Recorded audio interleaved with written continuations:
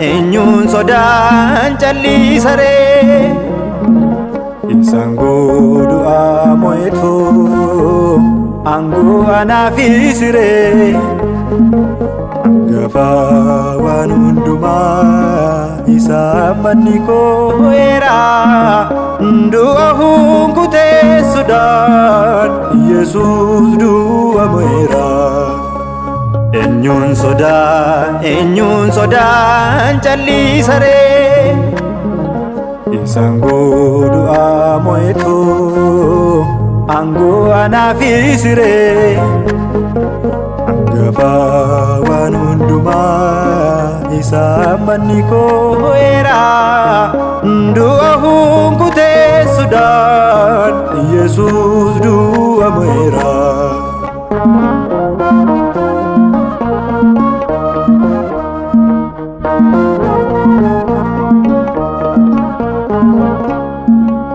Maaliif barbaaddu isaa warra du'an keessaa isa jiraatudha hin molgamuun jireenyi isaa awwaalli diigamee aangoon Si'ool onee balbala cufamees kaa'umsaan nuuf banee.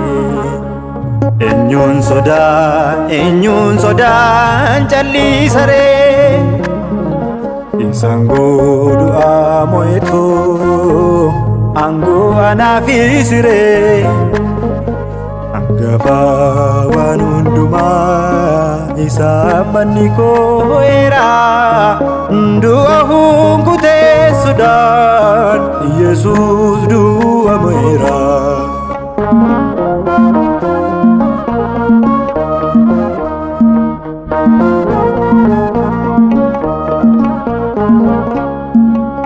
Kan isatti amanu tasa garaaniru icciifumni Si'oolis kana booda gonkan jiru innumna qabeessi humna isaan ofiree yaadu aangoon kee si'achi meerree. eenyuun sodaan callisaree isaan godhu'aa mo'etu aangoo anaafisiree hangafa waan hundumaa isaa manni koo'eera du'a hunkuteessuudhaan Yesuus du'a mo'eera.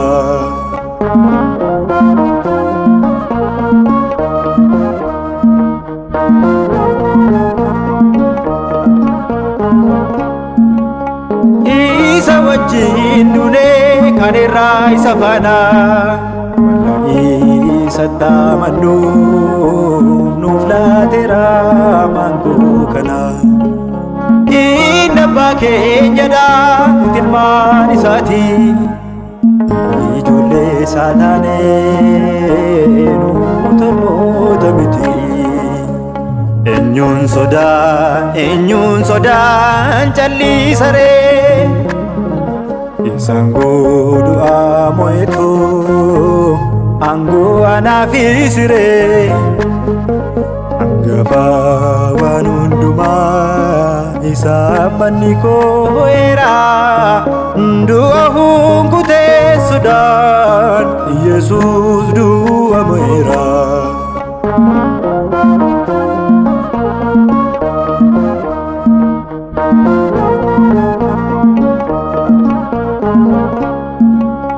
Akka warra kaanii akka uumamtoota akka warra darbanii akkuma bara raajota du'aan achi nafu dhimma nuuf oolakki erga baasamiidha kan isa bakki.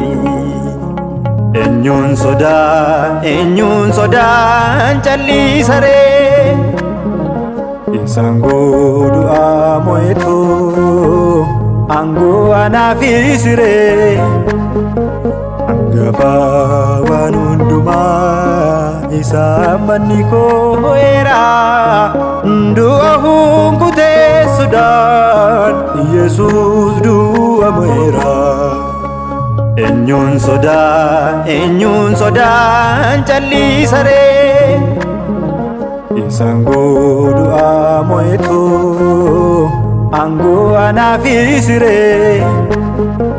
Hangafa waan hundumaa isa manni koo era du'a hunkutee sodaan Yesuus du'a mo'eera.